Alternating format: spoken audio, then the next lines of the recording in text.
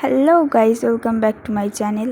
তো আজ আমি করছি কচুর শাক, তো সেটাই তোমাদের সাথে শেয়ার করব। তো দেখতে থাকো। প্রথমে কচুটা কেটে ধুয়ে নিলাম, এরপর একটু কড়াইতে অল্প একটু জল দিয়ে একটু লবণ দিয়ে এটা হালকা একটু ভাপিয়ে নেব। তো এবার আমি এটা নেড়েচেড়ে একটু ঢেকে রাখবো।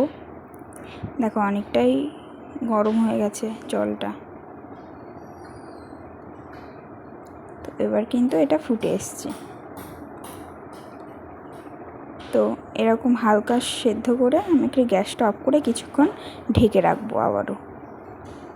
এরপর দেখো একদম সেদ্ধ হয়ে গেছে। এবার আমি এটা জল ঝরিয়ে নেব।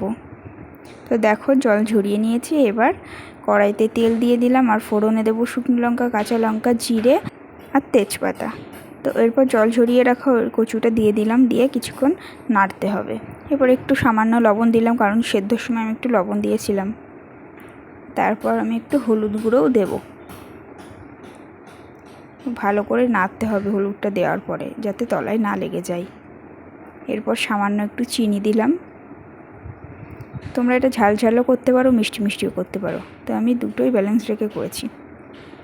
একটু ভাজা মশলাও অ্যাড করলাম, এটা বাড়ি বানানো। তো দেখো অনেকটাই কিন্তু শুকিয়ে এসছে।